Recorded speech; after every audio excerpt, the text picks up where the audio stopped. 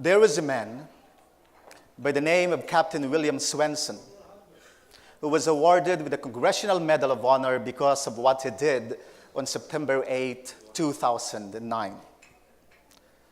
On that day in Afghanistan, a group of American and Afghan soldiers were making their way towards that part in Afghanistan to help protect a group of leaders, of Afghan leaders, who would be meeting their way to a group of government officials. An ambush happened. They were surrounded on three sides. And among many other things, because there were firing, there was killing, there were bloody mutilations, Captain Swenson was recognized for having run into live fire to rescue the wounded and pull out the dead.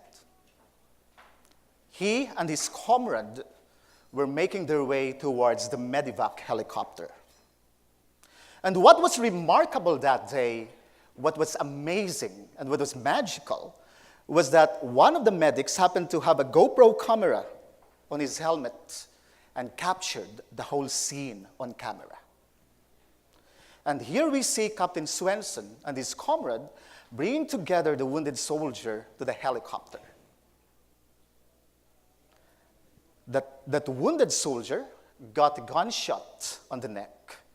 And again, we see Captain Swenson put the military man in the helicopter, and he bends over and gives him a kiss before he turns around to rescue more. And when I saw that, I asked myself, I told myself, where do people like that come from? What is that? There is some deep, deep emotion down there, and there is a feeling down there. The thing is that in business, we give bonuses and privileges to people who are willing to sacrifice others to protect their own interests. In the military, you give medals and honors to people who are willing to sacrifice themselves so that others may gain. In business, we have it in reverse. And so I asked myself, where do people like that come from? My initial conclusion was that they are just better people. And better people are attracted to the military because better people are attracted to the concept of service. But this is completely and utterly wrong. What I learned is that it has something to do with the environment.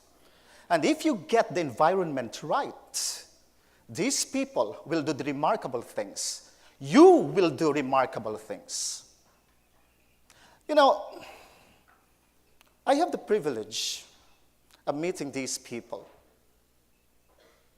Privilege of meeting these people whom we call heroes in this world. And I asked them the same question, why would you do it? Why did you do it? And they answered to me the same, because they would have done it for me. Because they would have done it for me. You see, there is trust and confidence here. Trust and cooperation are very important here. The problem with trust and cooperation is that they are feelings. They are not instructions. I cannot just say to Dr. Alim and say, Dr. Alim, trust me. Of course, he wouldn't do that. That is not how it works. I cannot just say, for example, two of you tell you to cooperate and you will cooperate. It doesn't work that way. It is not instruction. It's a feeling.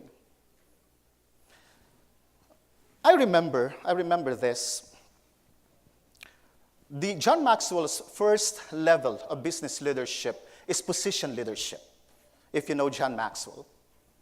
What happens here in this position leadership is that people follow you because you have the title. People follow you because you have the position. You're the boss, you're the manager, you are the supervisor. The first type of leadership is your leadership, which is basically the first journey. But it is also the most primitive. It is characterized by a right, R-I-G-H-T.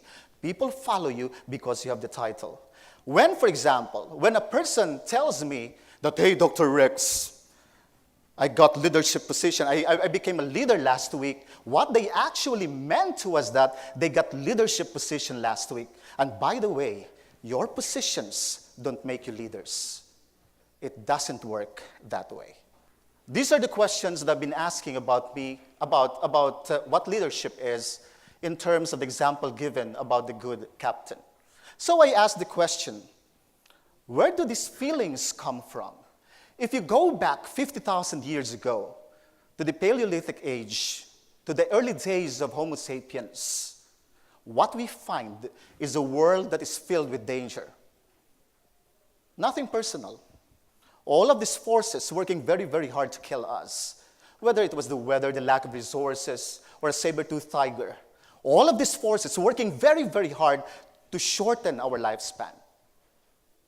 In fact, I remember this word. It was Plato, the Greek philosopher, if you know Plato, who said that the very reason why people gathered together to form a society is economic reason and safety reason. And because of this, we have to trust one another in order for us to be safe. We evolved into social animals.